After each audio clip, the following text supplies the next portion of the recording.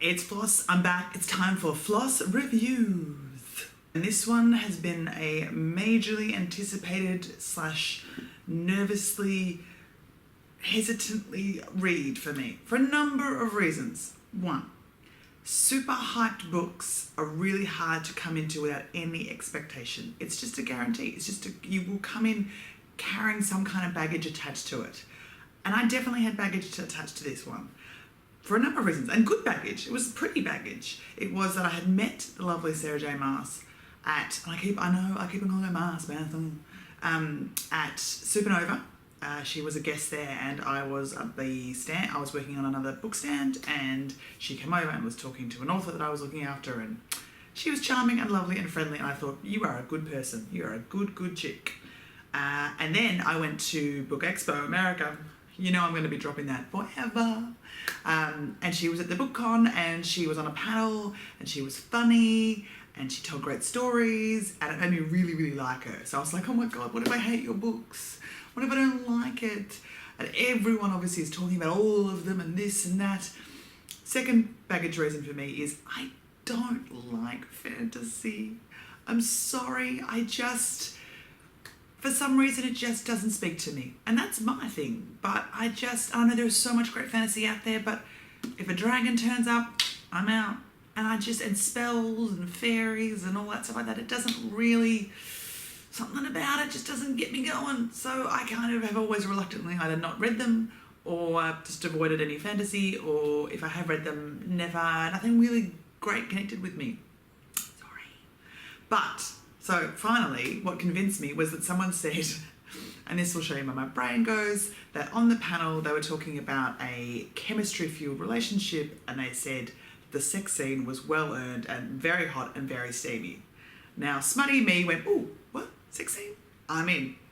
I'm sorry, I'm like that. I like a little bit of chemistry, and if it's good and everyone in the room seemed to go, ooh, it's good, I was like, okay, maybe I can go with it. So I picked up A Court of Thorns and Roses. I'm trying not to let what I'm doing here.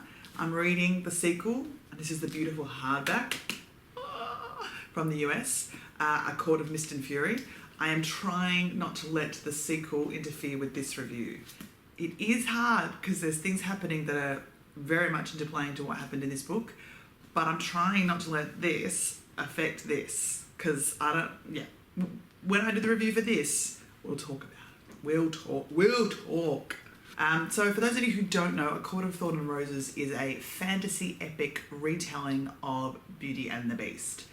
It features Feyre, who is a hunter by survival instincts. Her family has fallen on incredibly hard times, and she has to go out and basically hunt to survive because they're all starving, literally starving. She especially is starving. And it starts with her in the woods, and she kills a wolf, which is not supposed to be in their territory, and it's a big deal for her to do this, and yeah. So a beast-like creature arrives to say that you killed the wolf against the treaty that the magical fairies had with the humans, and that as part of her penance, she could either die or come back to his kingdom and live with her. See the Beauty and the Beast thing there? So I kind of was like, all right, I can go with this, fairies, magical kingdoms. But I got the whole Beauty and the Beast thing, and that's kind of what kept me into it. I don't like fantasy, and then I opened the page, and one of the almost mandates of fantasy is maps. Maps in books. I almost turned away. I don't know. It's just a weird thing. I'm like, fairy realms and courts and walls, and I'm sorry. It's just a weird thing. However, once I started it, I loved it. It was amazing. What got me through it as a non-fantasy reader was the characters were really well done. Feyre is a desperate survivor in that the choices that she makes are never through her own personal gains. It's primarily for the people around her, her family particularly. Even when her family are horrible to her, she is determined to survive. She's incredibly loyal, above and beyond her own safety and her own almost worth. And her fierceness underlies that in terms of it's not born out of a sassy it's born out of a grit and determination. And I really, in this book especially, loved her for it. Described Tamlin is a beast who is very well done as well. He is secretive because he has to be. He only wants to rectify his kingdom and get back what was taken from him and his kingdom, and not even for himself in a way. Again, for the people around him, both of them. That's why Tamlin and Feyre connect in a way, I think, because they're both desperate to make right what was wrong for others, not themselves. It's not a vanity or a pride thing. It's a survival for and wanting to see people around them happy. Tamlin has a friend, Lucien. I'm going to put this down. Tamlin has a friend, Lucien, who is also great. He's incredibly sharp. He gives Feyre a bit of a run for her money, but also has a heartbreaking backstory. And then the book really keeps going in terms of the rest of the mythic lore of the Pyrithian world. And I kind of, every time I felt like my fantasy instincts would jar, or non-fantasy instincts would jar against what was being done, I kind of went with it. The speed of what was happening was really good. Now, what's really interesting to me is that this book is a new adult book, or it depends who you talk to. I've heard people describe it as a new adult book, and I can completely see that.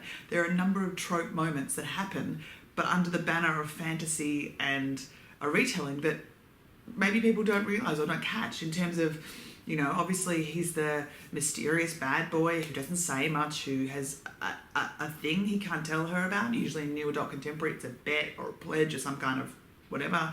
In this, it's a curse.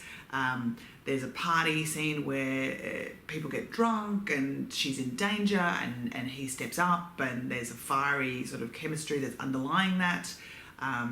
There's the physicalness of it in terms of he is her protector. She is quite diminutive once she's in this land of his and following his rules. He's very much out of her depth, as the way that, you know, football college teams, and the girl who often is the outsider comes into that world and has opposing views on that world. But then she risks herself to sort of prove to everyone around him that she is good for him.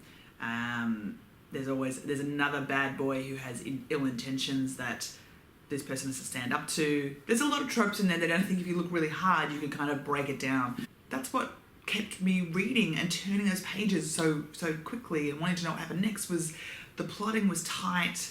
The explanation of the worlds was really strong. There was a bit of an info dump towards the end by one of the characters that had to explain stuff that was a little bit info dumpy. I loved the chemistry between Feyre and Tamlin, and yes, what actually made me pick up the book, that sex scene, was hard. It was good. It was well earned. I enjoyed it. It was steamy. I was on board.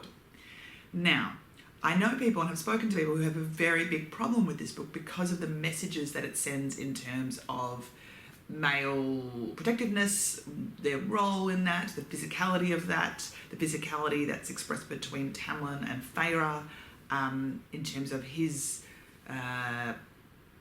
governing of her, the rules he sets on her life, which again is a little bit new adulty in terms of some of the new adults that I don't enjoy, where the male completely rules the life. But I kind of forgave that because this was a retelling of Beauty and the Beast, and you can't have a beast that's not controlling her. Like, if he said, you can stay, but you have to go. Like, he did offer her, there were moments when he offered her that she could leave, and she chose not to because things were progressing, but also that it had to go that way. You can't change it completely to suit what the political nature of what we currently live in. And I think that's a wider conversation to discuss and a wider topic. It lived up to the hype, definitely. I think Sarah is an incredibly talented storyteller, and I really enjoyed it. And for me, Ms. Not Fantasy person, the fantasy stuff, by the time we were deep into the mythic stuff, I was on board. I was totally on board. I do think this book isn't necessarily suitable for young teens. It really depends, obviously, on their reading experience, on their life experience, and so much more. I think putting age on things is really tricky because you can have some incredibly advanced readers at 13 and some incredibly under-advanced readers at 13. And not their reading skill, but their maturity level. And that plays into their reading experience completely.